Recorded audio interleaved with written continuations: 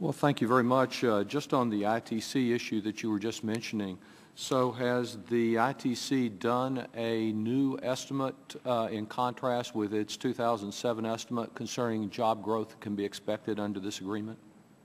No, sir. The ITC... Are you requesting them to do so? We're not, largely because many of the trade statistics are basically the same that they were in 2007. But you don't accept their conclusion that it would have a negligible effect on jobs?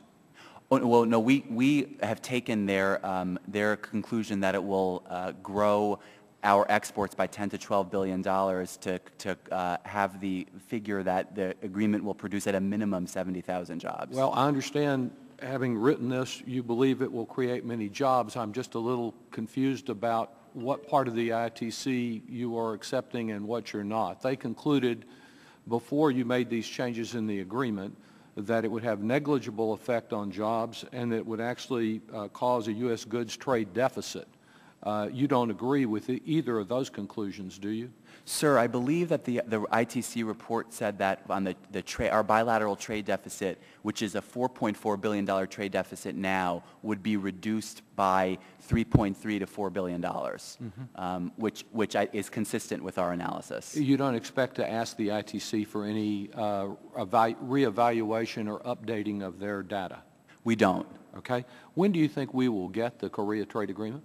We're ready, as Ambassador Kirk has mentioned. I actually have a draft copy of the implementing bill with me. We are ready to engage. We've started engaging in technical discussions. We're ready to engage in technical discussions on the actual text. Is it your testimony that without the changes that were secured that you have testified about with some pride today, that it would have been a mistake for Congress to ratify the Korean trade agreement as originally offered? I think the changes that we made have enabled us to be able to present this to you and unlock the potential of the 2007 agreement. So you think without them it would have been a mistake to ratify it? I think we've made a very good agreement better. So you were for it before you made the changes? There were key outstanding concerns that many members of this committee had, and in order for us to be able to go forward, we worked very closely with members of this committee and stakeholders throughout the country to address those concerns. At any time during those negotiations of the agreement, did USTR seek any changes in the investor provisions? No, we did not. The investor provisions are therefore exactly as they were negotiated by the Bush administration?